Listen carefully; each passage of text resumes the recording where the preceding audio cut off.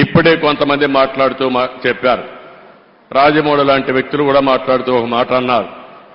ఆయన చేయాల్సిందంతా చేశారు, మనమేం చేయాలి? ఈ సందర్భంగా ఆంధ్రప్రదేశ్లో ఉండే, తెలంగాణలో ఉండే తెలుగు వారందరికీ విజ్ఞప్తి చేస్తున్నా, మనం కోరుకునేది తెలుగు జాతికి ఆయన చేసిన సేవల కోసం ఈ వ్యవస్థ చిరస్థాయిగా ఉండాల్సిన అవసరం ఉంది. ఈ లెగసీని కంటిన్యూ చేయాల్సిన అవసరం ఉంది. అందుకే కిరణ్ గారిని, వారి కుటుంబ సభ్యులను కోరుతున్నా. అదే మరి వారి పిల్లలు ఉన్నారు ఇక్కడ. ఆయన స్థాపించిన వ్యవస్థ ఆయన కుటుంబ సభ్యులదే కాదు, 10 కోట్ల తెలుగు ప్రజానికన్నది ఆయన ప్రజల ఆస్తి.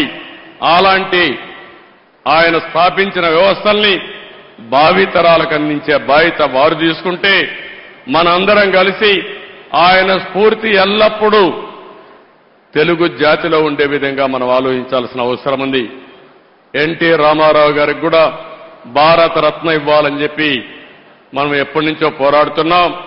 అదే సమయంలో రామోజీరావు గారికి కూడా భారతరత్న సాధించడం మనందరి బాధ్యత. బతికితే ఒక్కరోజైనా రామోజీరావు గారిలా బతకాలని నేను ఒక సభలో అన్నాను. ఇప్పుడు అనేది ఏంటంటే, మరణించినా ఆయనలాగే మరణించాలి.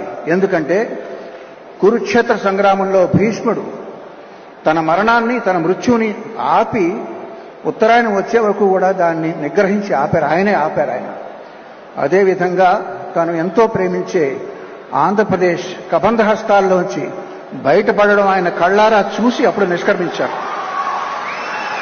అంచేత మరణించినా ఆయనలాగే మరణించాలి. ఆయన ఫోటో మా పూజ గదిలో